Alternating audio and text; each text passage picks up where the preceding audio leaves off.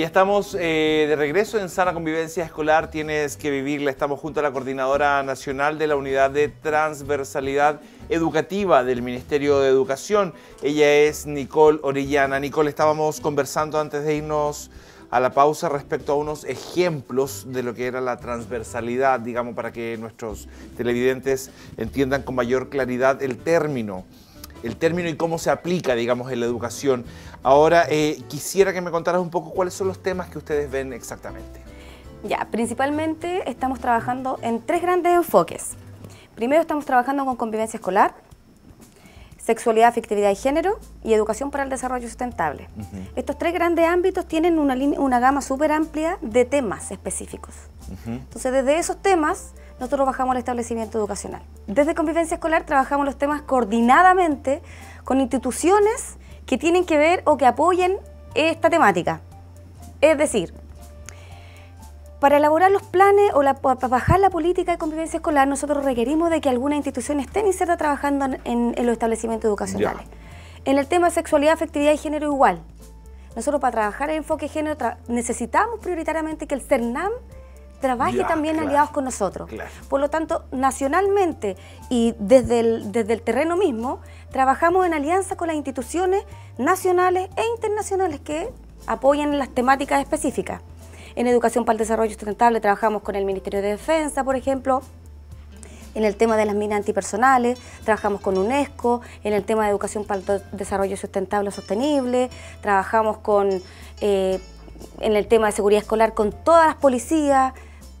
O sea, digamos, hay un montón de alianzas que se van trabajando de acuerdo al tema de manera paralela, de manera diferenciada. Claro, hay mesas que están ya súper institucionalizadas, como por ejemplo peores formas de trabajo infantil. Nosotros tenemos una mesa conformada con CENAME, con las policías, con el Ministerio del Trabajo, en donde se vela porque ese emergente no se dé a cabo en los establecimientos educacionales, siempre enfocado en nuestros principales enfoques, que es el enfoque derecho, en ese caso del niño, el enfoque formativo y el enfoque preventivo.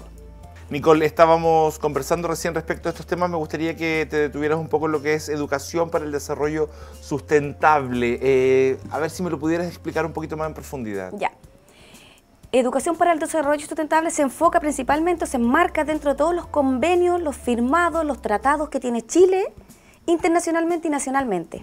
Por ejemplo, nosotros tenemos un tratado internacional que es el de Hyogo, que dice que en este país y en ni un país deben existir minas antipersonales. Eso en desarrollo sustentable. ¿Qué quiere decir eso? O sea, ¿qué quiere decir significativamente el título?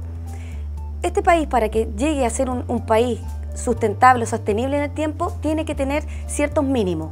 Uno de ellos es que no contemos o que no tengamos estas minas instaladas en nuestro país. Aquí tenemos 4 zonas que están localizadas esas minas y en ese sentido tenemos que dar cuenta a este tratado internacional para llegar a ser lo que ya dije anteriormente, Chile, un país sustentable. Desde otro enfoque hay tratados internacionales que dicen que nuestro país tiene que tener un protocolo de actuación frente a terremotos y tsunami. Ahí trabajamos con toda la costa pacífica. Ustedes estuvieron trabajando en el terremoto 2010 en el sur del país. En el sur del país. Y también trabajamos en alianza con los países vecinos que tienen que ver con las alertas en caso de que en algún país vecino haya algún terremoto, para tener la coordinación con qué sucederá con el país vecino, digamos. Entonces, en ese sentido, también pertenecemos a una mesa internacional con Ecuador, con Argentina, con Perú. Tenemos un trabajo entonces con otros países vecinos. Entonces, en términos de tsunami, hay una coordinación con ellos en caso de que en sus países suceda algo o en nuestro país. Es también un trabajo de desarrollo sustentable con un tratado internacional. Ahora, ¿cómo ustedes aplican esto? Por ejemplo, ¿cómo lo aplicaron en ir en ayuda de las personas damnificadas para el 2010? En el 2010, en el 2010 hubo un programa de trabajo bien largo, bien extenso, que duró como un año, que en principio fue también realizar contención emocional a los adultos de la comunidad educativa. Llámese docente, equipo directivo, asistente de la educación y familia. Entonces, el primer trabajo fue fue potenciar a estos adultos en términos de sacar los miedos. No estaba enfocado a cómo reinicio la clase, cómo el docente puede hacer una clase de ciencia con el miedo de que no tiene la herramienta para salvar a estos niños en el caso de que suceda algo. Ya. No, era trabajar el tema de él, que era normal que tuviese susto, trabajamos una línea de vida, que es decir, hablando de la propia experiencia de cada uno, cuáles habían sido sus propios terremotos. Ya. Y justamente salía el resultado de esto por sus propias exposiciones, que el terremoto en sí no había sido el terremoto más grande de su vida, sino que había sido la muerte de algún familiar cercano, una enfermedad grave o reciente de algún hijo. Entonces, en ese sentido, la contención hacía que este susto al terremoto en sí se liberara. Entonces, desde ahí trabajamos la contención emocional. Luego de eso hubo una intervención de trabajo con los niños en términos de talleres de alegría. Ya. No enfocaba a hablar nuevamente del terremoto porque habían niños muy chiquititos que no se percataron finalmente del concepto terremoto.